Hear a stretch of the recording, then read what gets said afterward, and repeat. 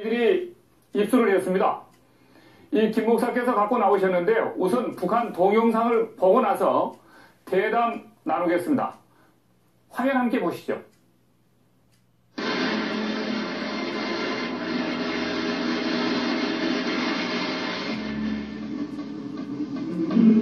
생명의 붉은 기 앞에는 우여곡절과 시련이 있을 수 있고 때로는 예견치 않았던 난관이 나타날 수도 있습니다. 바로 이런 순간에 당과 조국을 위해서 자기의 생명까지도 요구되는 이런 순간에 이 청년 결사대원들처럼 나서지 못하고 위험 앞에서 몸을 움츠린 적이 나에게는 없었던가. 수많은 쇳돌을 캐내어 사회주의를 지키려고 이런 아슬아슬한 전투도 벌여야 할 때 이 청년들처럼 첫 번째로 어깨를 내대지 못하고 잠시라도 주춤거린 적이 나에게는 없었던가.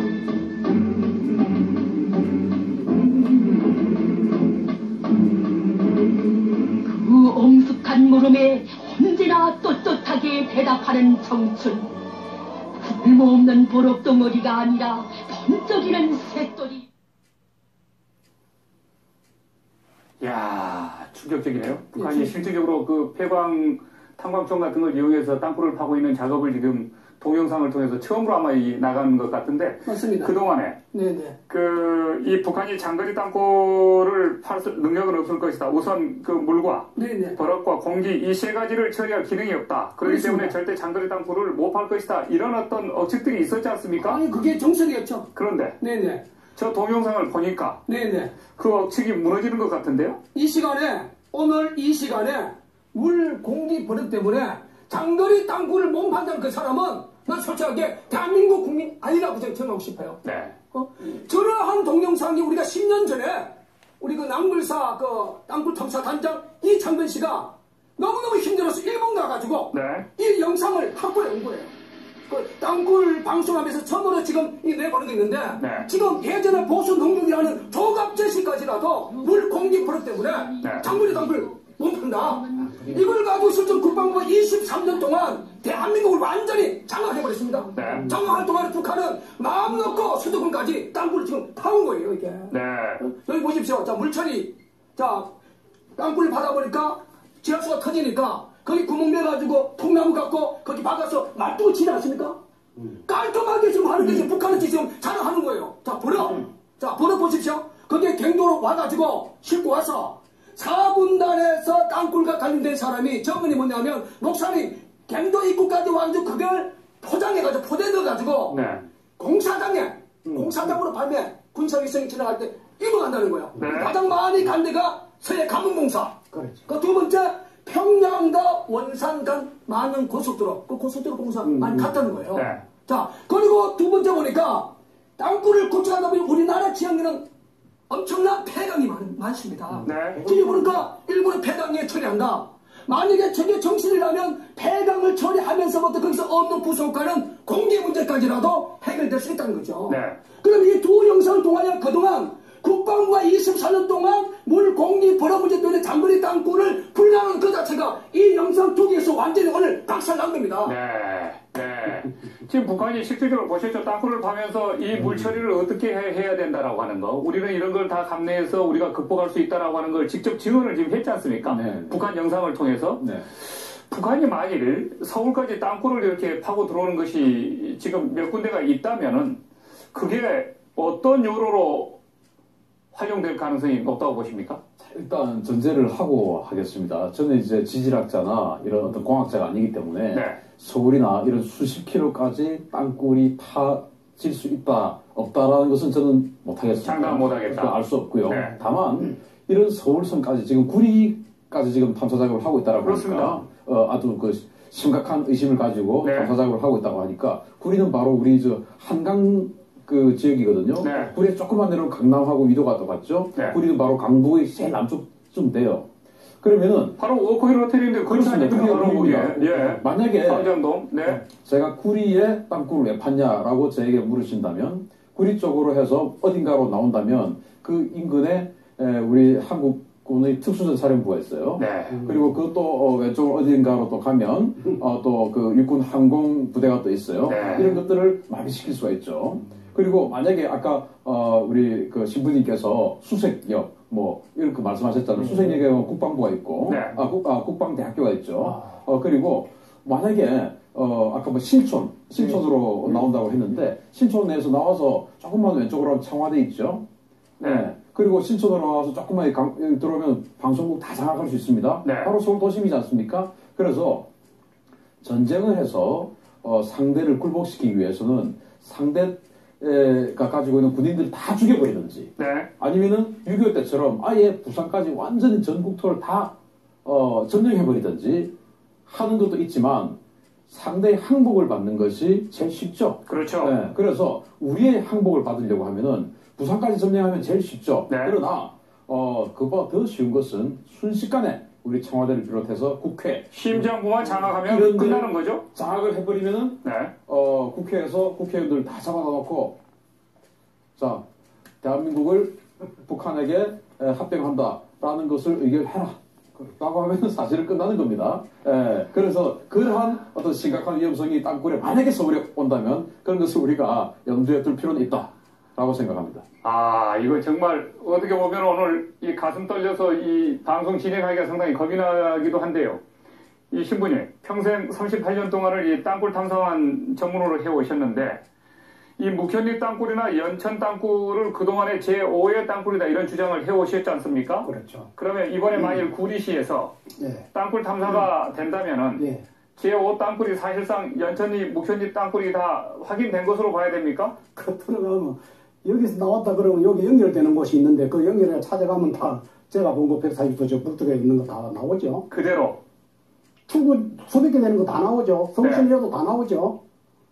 위동 초등학교 나오죠. 여기 무슨 초등학교입니까? 바로 여기 덕수 초등학교. 네. 지금 바로 보고 왔습니다. 오시기 전에 거기 현장에 가셨었어요? 지금 이렇게 고생했어요. 네. 눈도 더운데. 예. 요 바로 저 이화학당 서대문 형무소로 오는 거 45도로 신촌에서 올라왔거든요. 네.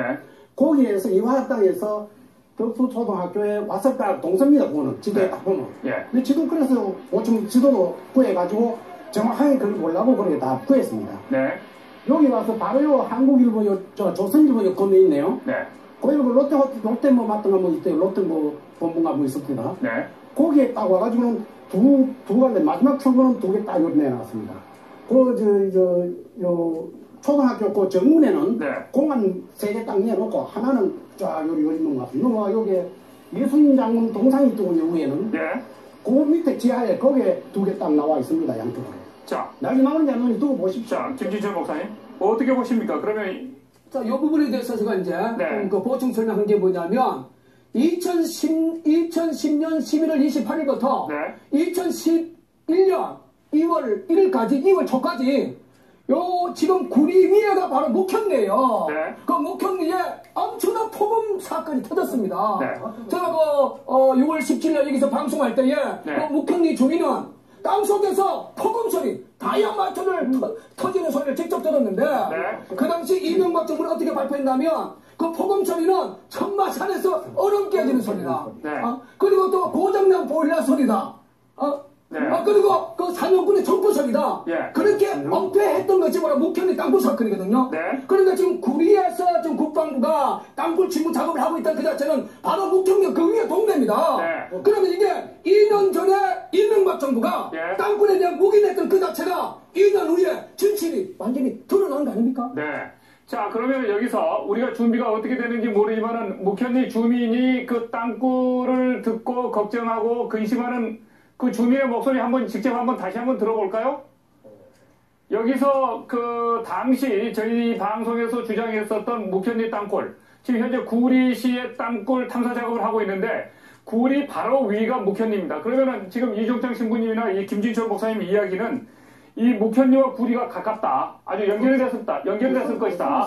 그리고 우리 신인균 대표님께서 지금 말씀하시기로 그 지역이 바로 이 광장동 근처, 워커비 근처가 우리 군의 그 특수군이 있기 때문에 어떤 것을 지금 연결을 했을지도 모른다. 자, 그러면 여기서 직접 한번 그 묵현리 주민이 걱정하는 땅굴 소리 한번 들어보도록 하겠죠?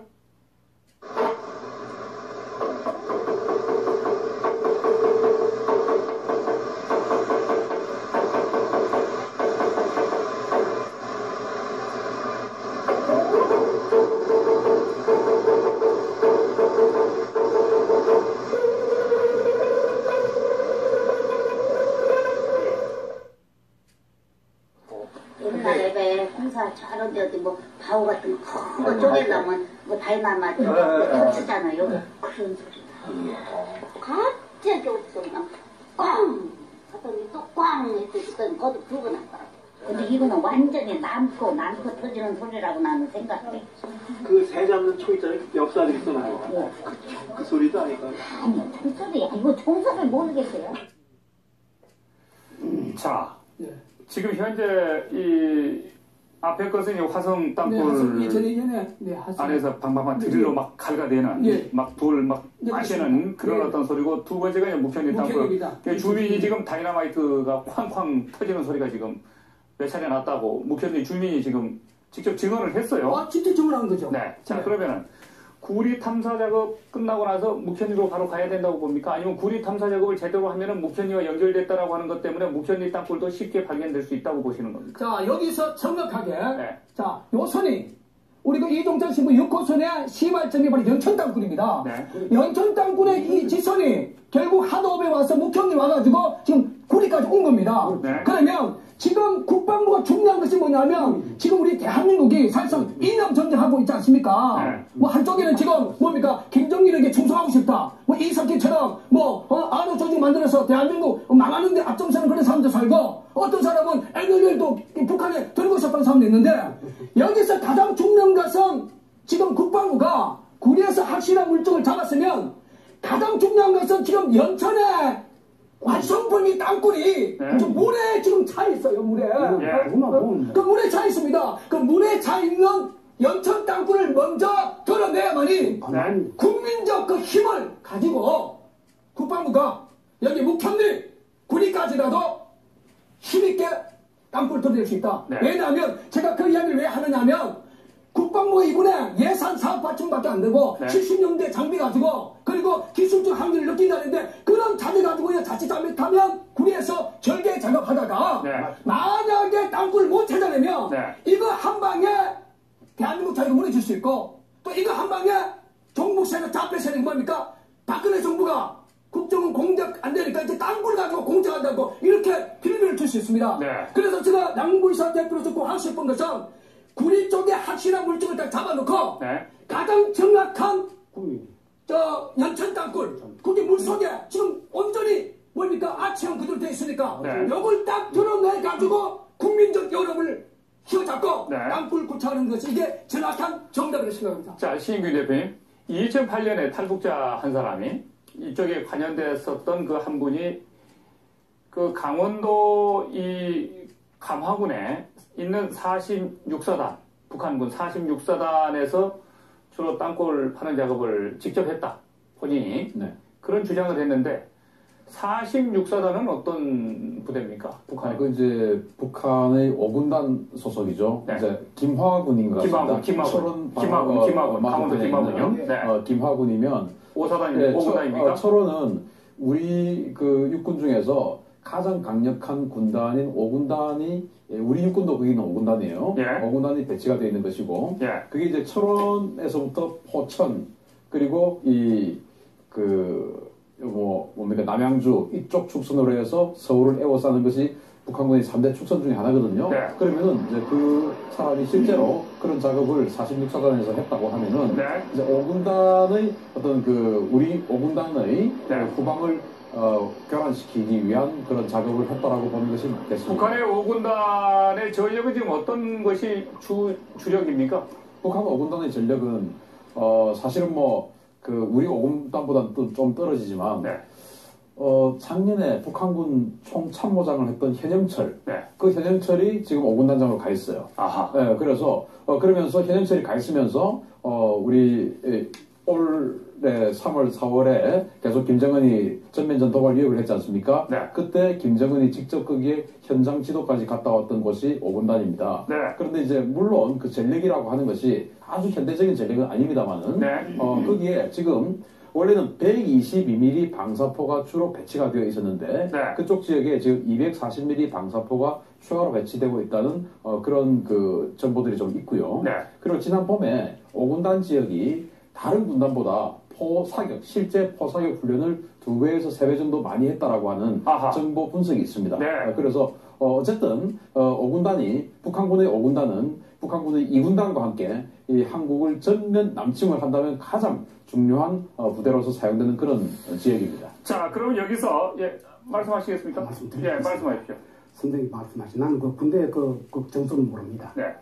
그런데 구김화 오성산 바로 오른쪽에 거기에서 천원 동숭동이라고 있습니다. 네. 동성 초등학교 거기 왔고 그거는 250도 방향으로 왔고 거기에 무슨 다리가 있는데 거기에 지금 신김화 거기에 하천을 건너가지고 거기 바로 갔고 하나는 220도 방향으로 해가지고 육사단으로 왔습니다. 네, 그 김정은이 그 현장 지도한 곳이 바로 오성산입니다. 오성산에. 오성산에 어떤 의미가 있죠? 전략적으로? 김정일이 거기에서 왔다는 그 편말이 있습니다. 그래서 김정은이 그게 직접 와서 나도 아버지 따라 왔다라고 하는 그 퍼포먼스를 한 것이고 실제로 그 오성산이 과거에 우리 그 남북 그 6.25 때 굉장히 치열한 격전을 벌였던 그런 전략적 요충지입니다. 자, 오성산이 어떤 산입니까? 오성산에 대해서 제가 이제 그 연구를 했습니다. 왜? 남불사 땅굴과 관련됐기 때문에 이 오성산이 6.25 전쟁 때 1952년 10월 14일부터 11월 25일까지 1952년 10월 14일부터 11월 25일까지 43일 동안 유엔군은 6만 명, 그 중공군은 4만 3천 명, 그때 중동군 15군 사령관이 친정의 사령관이 거기에 주둔했습니다. 그때 오성산을 뺏기면 조선의 역사는 우리가 책임져야 된다. 그래서 미국이 230만 발의 폭탄을 내려때렸지만 친정의 사령관이 그걸 수호하기 위해서 갱도정법, 땅굴 정법을 해가지고 땅을 속에 들어가서 결국 유엔군이 오성산을 탄탄을 못했습니다. 일찍 못했습니다. 그때 김일성이가 6.25 전쟁을 통해서 한반도 지형은 갱도 정법을 통해서 사실상 가능하구나. 그래서 북한의 최고의 성지로 여기는 것이 오성산이고 그리고 6월 1일 김정은이가 오성산 정상에 왔던 그 자체는 저는 그렇게 생각해봐요.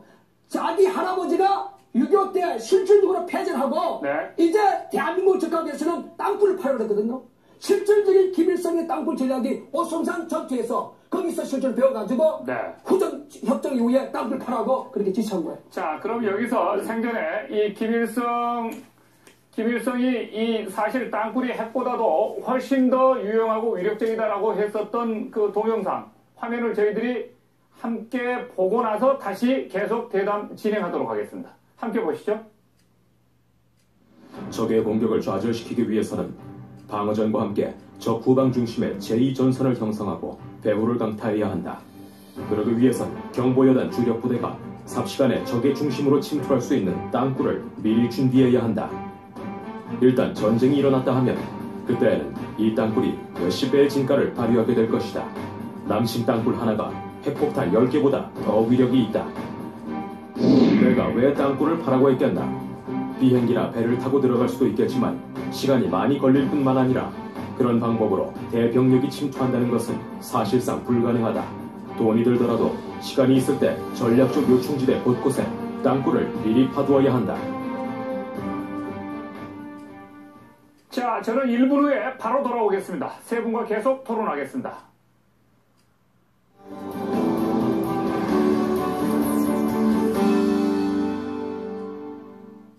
적의 공격을 좌절시키기 위해서는 방어전과 함께 적 후방 중심의 제2전선을 형성하고 배후를 강타해야 한다.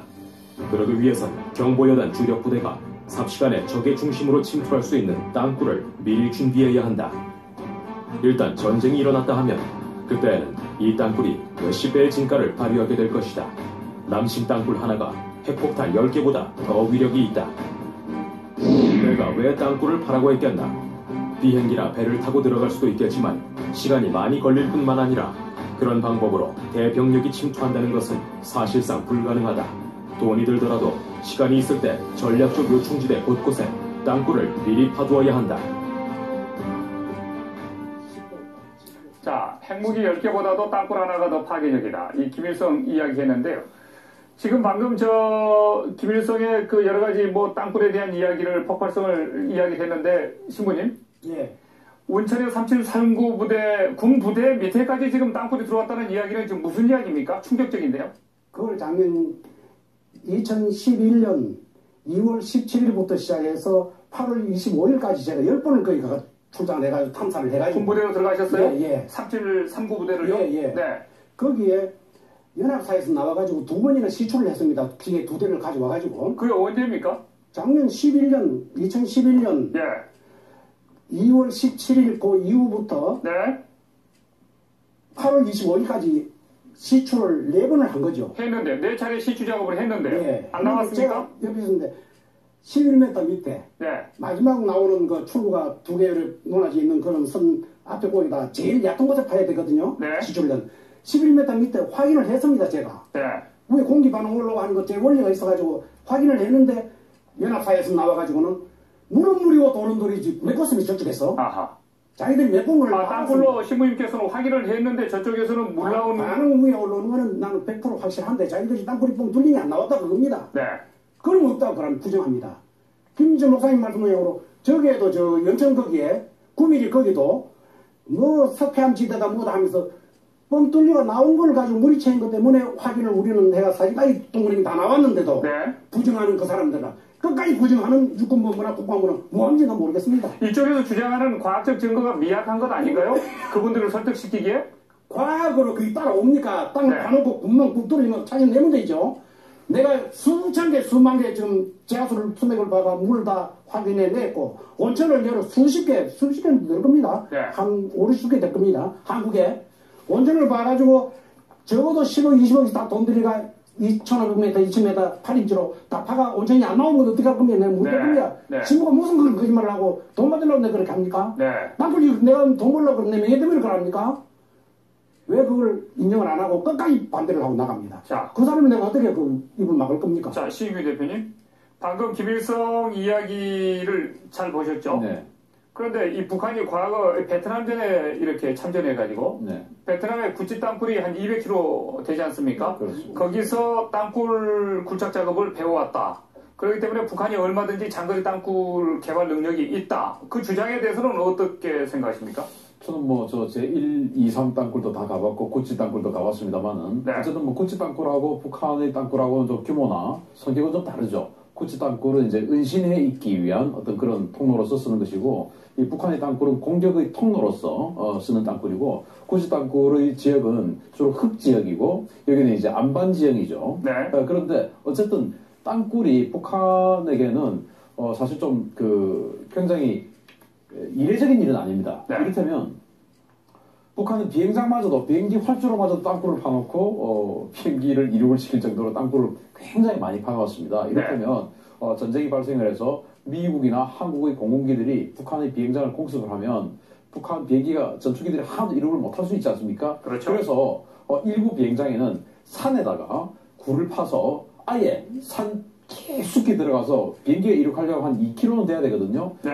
한 그 넓이 폭 한 20m짜리 2km 땅굴을 파서 안방을 뚫어서 딱 파서 거기서 전투기를 이륙을 시키는 겁니다. 네. 그럴 정도로 북한은 이제 땅굴에 대해서는 굉장히 저해가 있다. 예. 저는 베트남의 구치 땅굴보다는 북한의 땅굴이 조금 더 그 수준 높은 땅굴이 아니냐 그렇게 보고 어쨌든 그 베트남의 구치 땅굴은 전형적인 게릴라전을 하기 위한 땅굴이지만 물론 이 북한의 땅굴도 게릴라전을 위해서 파놓은 땅굴입니다만은 네. 이것이 이제 베트남 게릴라들은 수비를 위한 게릴라였고 네. 이 북한 게릴라는 이제 공격의 전초 작전을 위한 게릴라가 되는 것이죠. 네. 자, 이종창 신부님께서 3739 부대 네네. 직접 그때 같이 가셨어요? 저는 같이 못 갔습니다. 그때. 네. 그런 경우는 이제 어떻게 마무리를 지어야 됩니까? 자, 지금 참조로 네. 그 우리 이종찬 신부의 이 기술력은 전국에 한 4, 50기에 실질적으로 운행하고 있는 이 온천들이 우리 그 이종찬 신부에 갖고 있는 기술력으로 네. 다 찾아낸 겁니다. 네. 네. 그리고 실질적으로 이제 그 국방부가 장거리 땅굴을 우리 낭물사에게 이제 손을 들었습니다. 네. 이번에 구리의 그 사건을 통해서. 네. 그러면 이종찬 신부가 갖고 있는 기술력에 대해서 이제 존경을 해야 되고 네. 또 역사적으로 1975년 3월 19일 제2 땅굴을 찾아내면서 실질적으로 보급공장 강복장을 박정희 대통령이 받았습니다. 네. 그래서 실질적으로 국방부가 그 전까지만 해도 거짓말을 했는데 근데 이번에 구리에 대해서 이게 언론을 방패했으니까 지금부터는 내가 본 입장에서 이동찬 신부를 대하는 태도가 좀 나는 바뀌어지라고 저는 믿습니다. 네. 왠지 그 지점을 알려주시면 제가 한번 나가가 직접 탐사해보면 이건 어느 방향에서 어느 각도로 해가지고 여기 나오는 게 확실하다 아니다를 확증 지을 수 있습니다. 네, 그 탐사 기획가지고는 안 됩니다. 국방부에서 현재 그 소위 말해서 16대 탐사 장비하고 8대의 지금 비교가 안 됩니다. 제가 가면 방향 확인해 줄 수 있습니다. 시주 장비 탐사 장비를 16대, 8대씩 지금 동원해서 지금 하고 있기 때문에 제 이야기는 이 방송을 통해서 이제 국방부에서 연락을 요청을 하거나 그러면은 가서 협조를 해 주시는 것이 좋을 것 같습니다. 제가 봤을 때는요. 지금 현재 이 구리와 파주에 지금 그 시주 장비 16대, 탐사 장비 8대를 동원해서 하고 있는데 너무 낡았다는 것 아닙니까? 낫더니 안 낫더니 그거 가지고는 안 되고 마지막 나오는 출구가 있는 거기에는 500m, 1100m, 10m 이내입니다. 저기 그 운천에서 제가 확인한 거는 바로 논하진 두 가지 논하진 요 앞에 여기서 봤으니까 11m지 실제로 여 끝에 나오는 여기는 5m, 4m밖에 안 될 겁니다. 마지막 하천 밑에니까. 자, 언덕입니다. 알겠습니다. 그것만 확인만 하면 김희준 목사님 말씀하시는 그곳이나 저기나 연천이나 저기나 파고만 되면 그 왜 못 팝니까? 지금 상당히 파는 오늘 시간이 아쉽습니다. 벌써 시간이 50분이 다 지났는데요. 제 4회 땅굴도 이 발견하는데 300차례 시추 작업을 했다고 합니다. 그리고 한국과 미국이 완전히 정보를 온갖 서로 교환하고 정보 작업을 해서 그 땅굴 안을 발견하는데 300차례 시추 작업을 했고 10년이 걸렸다고 하더군요. 맞습니다. 자, 그러나 10년이 아니라 20년이 걸려도 우리의 안보 구멍에 빈틈이 없어야 된다라고 하는 그 시추 작업, 탐사 작업은 계속 해야 된다고 생각합니다. 오늘 세 분 토론 대단히 감사합니다. 네, 감사합니다. 네.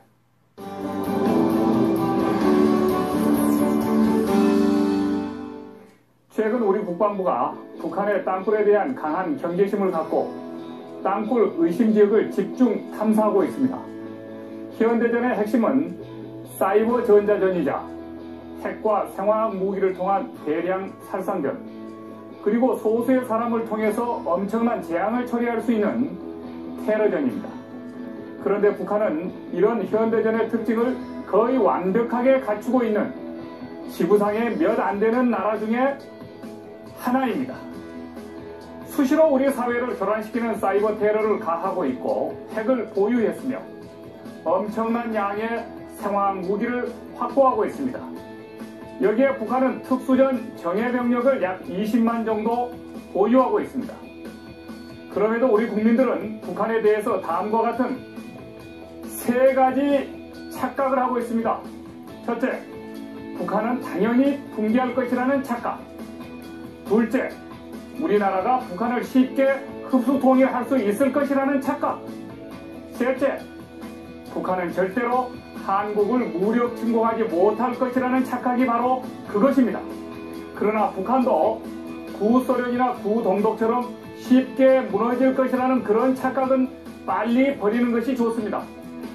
구소련은 미국과의 군비 경쟁에 뒤지지 않으려고 이미 파탄난 경제력을 과도하게 군사비에 쏟아붓다가 붕괴된 나라입니다. 그러나 북한은 과도한 군사비 지출로 붕괴한 구소련의 길을 피하기 위해서 100만 인민군을 먹여 살리고 전군의 재래식 군 장비를 최첨단 장비로 교체하는 작업을 이미 포기했습니다. 대신 아주 적은 국방비로 핵과 생화학 무기, 장거리 미사일 등 엄청난 대량 살상 무기를 개발했으며 소수 정예군을 특수 병력화시키는 쪽으로 이미 군사력을 재배치했습니다. 그리고 북한이 구동독처럼 그렇게 붕괴할 것이라는 착각도 버려야 합니다. 구동독의 붕괴 당시 보호국가는 함께 붕괴의 운명을 맞은 구소련이었지만 지금 북한의 보호국가는 강대국으로 이렇게 부상하고 있는 중국입니다. 과거 구소련과 오늘의 중국은 달라도 너무 다릅니다. 끝으로 동독에는 핵이 없습니다. 그러나 북한은 핵을 갖고 있습니다. 이제 북한이 우리를 위협할 수 있는 길은 첫째, 하늘을 통한 미사일 공격이거나 둘째, 바다 밑을 통한 잠수함 어뢰 공격이거나 셋째, 땅굴을 통한 특수 게릴라전이라는 것입니다. 이런 점에서 땅굴은 이제 대한민국 21세기 안보에 피할 수 없는 핵심 이슈인 것입니다. 장성민의 시사탱크, 저는 내일 이 시간에 다시 찾아뵙겠습니다. 24년 동안 물 공기 버려 문제 때문에 장거리 땅굴을 불가능한 그 자체가 이 영상 두 개에서 완전히 오늘 박살난 겁니다. 네. 지금 북한이 실질적으로 보셨죠? 땅굴을 파면서 이 물 처리를 어떻게 해야 된다라고 하는 거. 우리는 이런 걸 다 감내해서 우리가 극복할 수 있다라고 하는 걸 직접 증언을 지금 했지 않습니까? 네. 북한 영상을 통해서. 네. 북한이 만일 서울까지 땅굴을 이렇게 파고 들어오는 것이 지금 몇 군데가 있다면은 그게 어떤 요로로 활용될 가능성이 높다고 보십니까? 일단 전제를 하고 하겠습니다. 저는 이제 지질학자나 이런 어떤 공학자가 아니기 때문에 네. 서울이나 이런 수십 킬로까지 땅굴이 파질 수 있다 없다라는 것은 저는 못하겠습니다. 장담 못하겠다. 알 수 없고요. 네. 다만 이런 서울선까지 지금 구리까지 지금 탐사 작업을 하고 있다라고 그렇습니다. 하니까 아주 그 심각한 의심을 가지고 네. 탐사 작업을 하고 있다고 하니까 구리는 바로 우리 저 한강 그 지역이거든요. 네. 구리에 조금만 내려오면 강남하고 위도가 똑같죠. 네. 구리는 바로 강북의 제일 남쪽쯤 돼요. 그러면은 바로 워크힐 호텔인데 그렇지 않습니까? 바로 구리입니다. 예. 만약에 광장동. 네. 제가 구리에 땅굴을 왜 팠냐라고 저에게 물으신다면 구리 쪽으로 해서 어딘가로 나온다면 그 인근에 우리 한국군의 특수전사령부가 있어요. 네. 그리고 그것도 왼쪽 어딘가로 또 가면 또 그 육군 항공 부대가 또 있어요. 네. 이런 것들을 마비시킬 수가 있죠.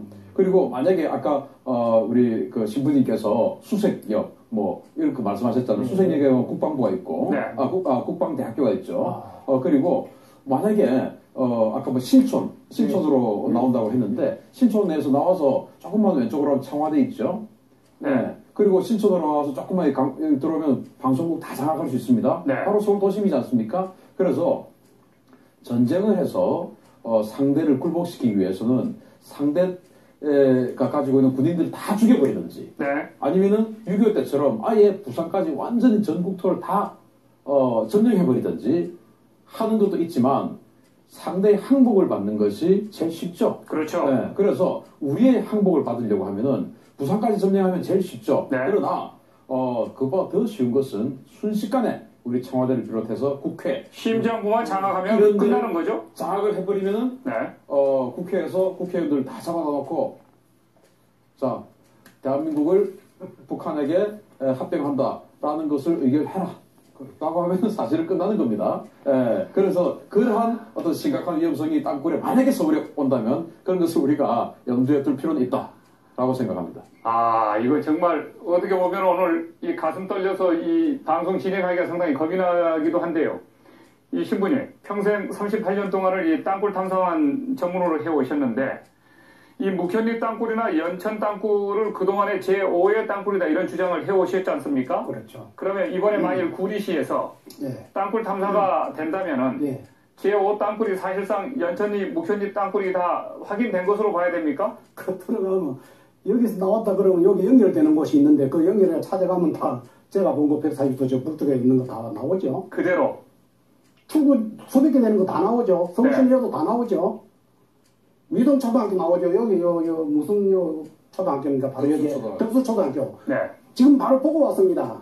오시기 전에 거기 현장에 가셨었어요? 지금 이렇게 고생했는데 네. 이름도 더운데. 예. 요 바로 저 이화학입니까? 아니 그게 정설이었죠. 그런데 네네. 저 동영상을 보니까 네네. 그 억측이 무너지는 것 같은데요? 이 시간에 오늘 이 시간에 물 공기 버릇 때문에 장거리 땅굴을 몸판단 그 사람은 난 솔직하게 대한민국 국민 아니라고 생각하고 싶어요. 네.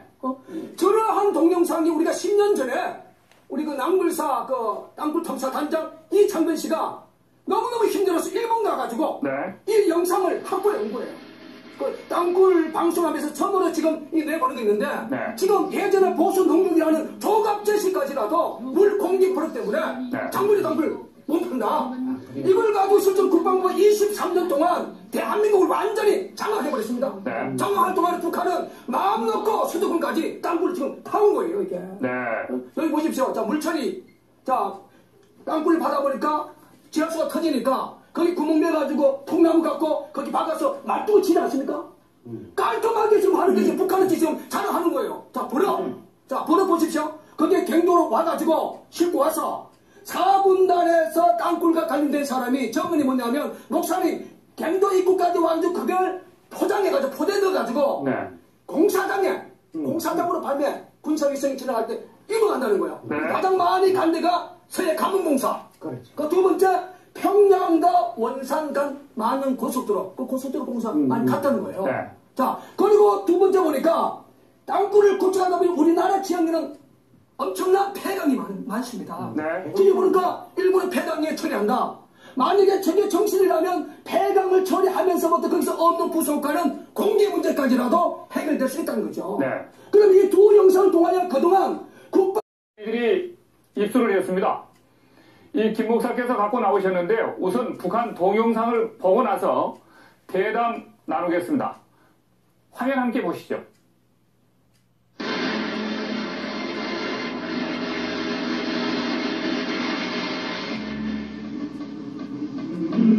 성명의 붉은 기 앞에는 우여곡절과 시련이 있을 수 있고 때로는 예견치 않았던 난관이 나타날 수도 있습니다.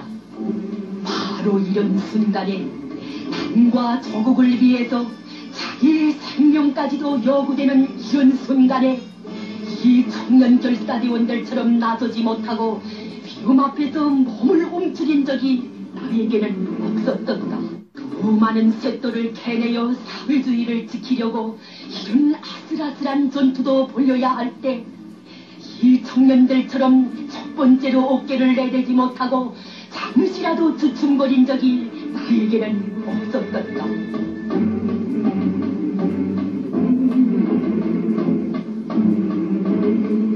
그 엄숙한 물음에 언제나 떳떳하게 대답하는 청춘. 쓸모없는 보록덩어리가 아니라 번쩍이는 쇳돌이. 이야, 충격적이네요. 북한이 실질적으로 그 폐광 탄광총 같은 걸 이용해서 땅굴을 파고 있는 작업을 지금 동영상을 통해서 처음으로 아마 나간 것 같은데. 맞습니다. 그동안에 네네. 이 북한이 장거리 땅굴을 팔 능력은 없을 것이다. 우선 그 물과 네네. 버럭과 공기 이 세 가지를 처리할 기능이 없다. 그렇기 그렇습니다. 때문에 절대 장거리 땅굴을 못 팔 것이다. 이런 어떤 억측들이 있었지 않습니까? 서대문 형무소로 오는 곳 45도로 신전에서 올라왔거든요. 네. 거기에서 이화학당에서 덕수초등학교에 왔었다 동서입니다. 그거는 지도에 네. 딱 보면. 예. 근데 지금 그래서 보충 지도도 구해가지고 정확하게 그걸 보려고 그렇게 다 구했습니다. 네. 여기 와서 바로 요 한국일보, 조선일보 건너 있네요. 네. 거기 뭐 롯데 뭐 맞던가 뭐 있대요. 롯데 뭐 본부가 뭐 있었습니다. 네. 거기에 딱 와가지고는 두 갈래 마지막 출구는 두 개 딱 내놨습니다. 요 초등학교 그 정문에는 네. 공간 3개 딱 내놓고 하나는 쫙 여기 있는 것 같습니다. 여기에 예수님 장군 동상이 있더군요. 위에는. 네. 그 밑에 지하에 거기에 2개 딱 나와 있습니다. 양쪽으로. 자. 날이 나오는지 안 나오는지 두고 보십시오. 자, 김진철 목사님. 어떻게 보십니까? 그러면 자, 이 부분에 대해서 제가 이제 네. 그 보충 설명한 게 뭐냐면 2010년 11월 28일부터 네. 2011년 2월 1일까지 2월 초까지 요 지금 구리 위에가 바로 목현리예요. 네. 그 목현리에 엄청난 폭음 사건이 터졌습니다. 네. 제가 6월 17일 여기서 방송할 때에 네. 그 목현리 주민은 땅속에서 폭음 소리, 다이아마트를 터지는 소리를 직접 들었는데 네. 그 당시 이명박 정부는 어떻게 발표했냐면 그 폭음 소리는 천마산에서 얼음 깨지는 소리다. 네. 그리고 또 고장난 보일러 소리다. 네. 그리고 그 산용군의 정보 소리다. 예. 그렇게 엄폐했던 것이 바로 목현리 땅굴 사건이거든요. 네. 그러니까 지금 구리에서 지금 국방부가 땅굴 침구 작업을 하고 있다는 그 자체는 바로 목현리 그 위에 동네입니다. 네. 그러면 이게 2년 전에 이명박 정부가 예. 땅굴에 대한 묵인했던 그 자체가 2년 후에 진실이 완전히 드러나는 거 아닙니까? 네. 자, 그러면 여기서 우리가 준비가 어떻게